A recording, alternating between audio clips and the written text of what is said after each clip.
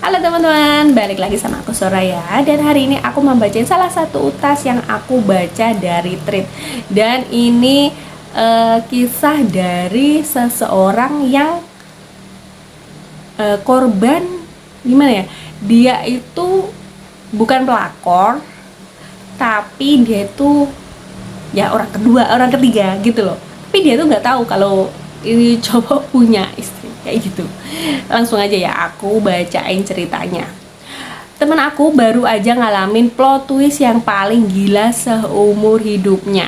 Bayangin ya, dia udah deket banget sama cowok, udah sampai tahap perkenalan keluarga antar keluarga gitu. Tahu-tahu ketahuan kalau ternyata cowoknya punya istri. Dan yang lebih gila, istrinya tak tahu tapi milih diem aja. Jadi sebut aja teman aku ini Kirana. Hubungan dia sama si cowok ini, sebut saja ini tuh si Arya, emang serius. Sampai akhirnya mereka merasa udah saatnya buat ngenalin keluarga besar masing-masing. Semuanya lancar. Keluarga Kirana udah sering banget karena Arya kelihatan green flag dan mapan. Belum sampai sewa gedung atau cek undangan sih, tapi posisi mereka udah di tahap oke, ini serius. Tepat pas lagi manis-manisnya, teman gue dapet info dari one of her best friend kalau ternyata Arya itu sebenarnya udah punya istri. Begitu tahu faktanya, temen gue nggak tinggal diam, dia langsung inisiatif nge-DM akun Instagram istri sahnya, ngajakin ketemuan buat klarifikasi langsung.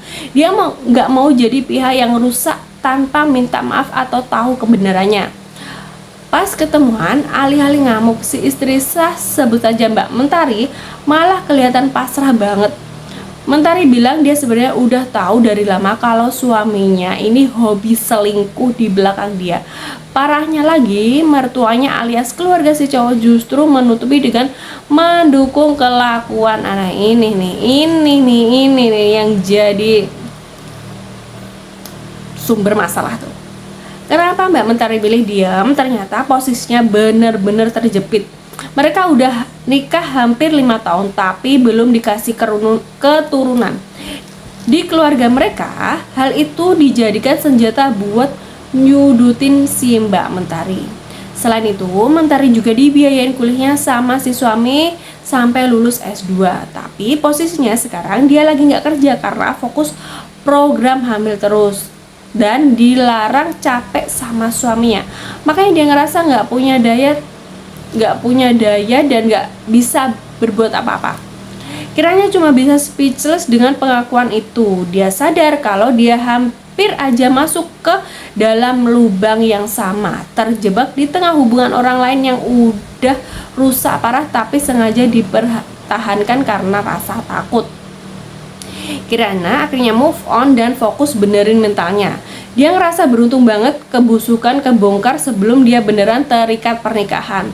Ternyata bener ya, background checking calon pasangan itu emang krusial banget sebelum melangkah lebih jauh. Belum selesai guys. Setelah dapat cerita lengkap dari sang istri sah, teman gue langsung ngelabrak si cowok. Dia konfrontasi habis-habisan kelakuan busuk cowok itu yang playing victim dan udah nipu dia sejauh ini. Tapi sumpah ini plot twist paling gak ngotak. Bukannya minta maaf atau ngerasa bersalah, si cowok malah balik marah-marah dan ngata-ngatain temen gue. Dia belak-belakan bilang kesel setelah Dia bilang kesel setengah mati gara-gara temen gue semua rencananya jadi berantakan.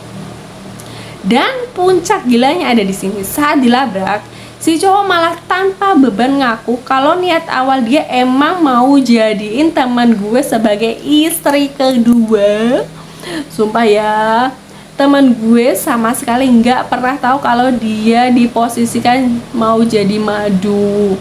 Dia pengen nikahin teman gue secara diam-diam buat dijadiin istri kedua, tapi rencananya ambiar gara-gara kedoknya keburu terbongkar.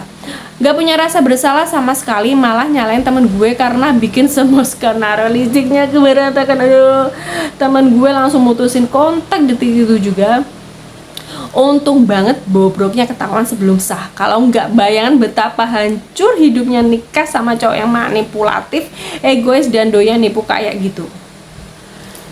Ya ampun, bener-bener ya teman-teman, cewek-cewek bener-bener harus hati-hati, harus dicari bibit bebet bobotnya, info dari temannya, saudaranya, atau bener-bener ya ampun, sumpah lotus banget ya sih, bedain, ya ampun, jauh-jauhkan aku dari manusia-manusia seperti itu.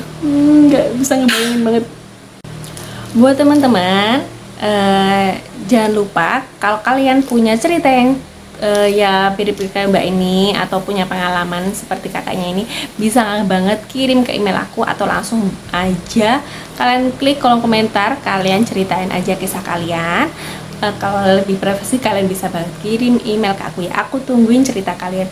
Dan makasih banget udah lihat video aku sampai full, sampai selesai. Makasih banget ya. Jangan lupa like, komen, dan subscribe, dan aku tungguin lagi cerita-cerita seru dari kalian. Dan makasih banget udah nonton video ini. Sampai jumpa di video selanjutnya. Bye bye.